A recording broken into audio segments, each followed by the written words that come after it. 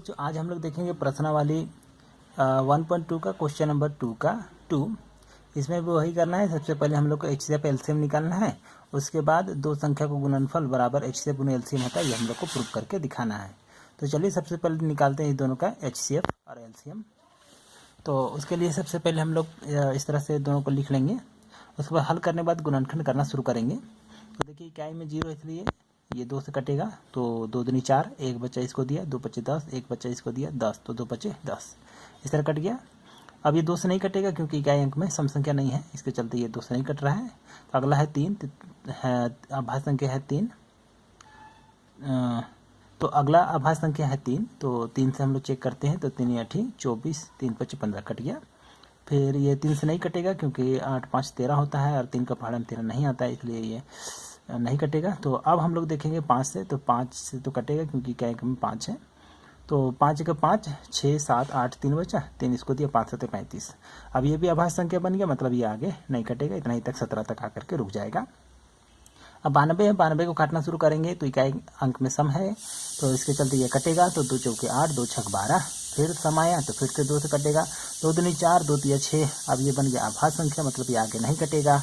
अब इसका HCF LCM निकालना है, तो सबसे पहले इसको यहाँ लिख दिए और इसके बाद इसको गुना करके यहाँ पर लिख दिए। फिर ये 92 है, फिर इसको गुनी इतना कर दिए इधर, है ना। इसको डबल ये आ रहा है इसलिए यहाँ स्क्वायर गुनी 23 कर दिए, है ना। अब HCF के लिए जैसे कि यहाँ पर मैंने बताया था कि HCF कैसे निकालते हैं, तो उभयनिष्ठ संख्याओं का गुणनफल। तो उभयनिष्ठ संख्या चले ढूंढते हैं। तो यहाँ 2 है, यहाँ भी 2 है, तो उभयनिष्ठ में 2 आ गया। उसके बाद 3 यहाँ दिख रहा है, इधर नहीं दिख रहा है, यहाँ 5 इधर भी नहीं दिख रहा है, यहाँ 17 इधर नहीं दिख रहा है, मतलब कोई भी अब उभयनिष्ठ नहीं है, इसलिए HCF बराबर हो गया हम लोग का 2। अब आया बारी एलसीएम निकालने का। तो एलसीएम निकालने के लिए क्या किया जाता है, तो यहाँ पर देखिए अधिकतम घात वाले संख्याओं का गुणनफल, है ना। तो अधिकतम घात वाली संख्याओं का गुणनफल कैसे निकालेंगे, तो चलिए देखते हैं। यहाँ पर देखिए 2 का पावर यहाँ 2 है और यहाँ 2 का पावर 1 है, तो यहाँ पर घात अधिक है तो इसको लिख दिया।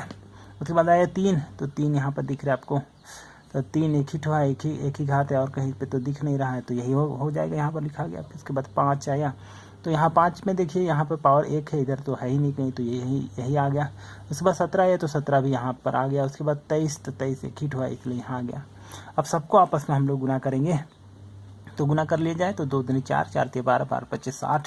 उसके बाद इसको इसके साथ गुना किए हैं, 34 17 51 के एक हाथ में 5 17 34 35 36 37 39 हो गया। अब इस तरह से आप इसको गुना करेंगे। 6 का 6 6 9 54 के 4 हाथ में 5 6 बार 6 तिया 18 19 20 21 22 23 हो गया। यहाँ पर पूरा लिखा गया, ये वाला 0 यहाँ आ गया। एक बार फिर से 6 का 6 6 9 54 के 4 हाथ में 5 6 बार 6 3 बार 6 तिया 18 19 20 21 22 23 यहाँ लिखा गया और ये 0 यहाँ आ गया। तो इस हिसाब से एलसीएम बराबर इतना हो गया और HCF बराबर इतना हो गया। तो HCF इतना और एलसीएम इतना, यहाँ एक स्टेप का आंसर हम लोग का हो गया। अब इसमें जांच करके दिखाना है कि ये दोनों का जो गुणनफल है, ये दोनों का अगर गुना करेंगे तो वो ठीक उतना ही आएगा जितना कि ये दोनों को गुना करेंगे। तो ये एग्जाम का पोर्शन नहीं है, कहने के मीनिंग एग्जामिनेशन में इधर तो नहीं आता है, लेकिन अभी क्वेश्चन पूछा इसके चलते इसको हम लोग बनाएंगे। तो चलिए गुना करते हैं इसको, दोनों संख्या को, इसको तो गुना किए दोनों को, तो इस तरह से आ गया। अब इसको हम लोग क्या किए, HCF वाला भाग को लिखे, फिर LCM वाला भाग को लिखे। अब दोनों को गुना करके देखिए तो ये आ रहा है कि नहीं, तो आ जाना चाहिए। 2 छक 12 के 2 हाथ में 1 2 9 18 2 चौके 8 8 9 खत्म, 2 तिया 6 2 दूनी 4, तो आ गया ना। इसका मीनिंग हम लोग सही जा रहे हैं।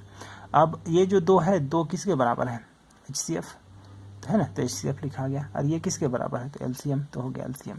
इसलिए दोनों संख्या को गुणनफल बराबर हो गया HCF गुने LCM। तो इस तरह से हो गया हम लोग का प्रूफ भी। तो उम्मीद करते हैं कि ये क्वेश्चन आप लोग को समझ में आ गया होगा।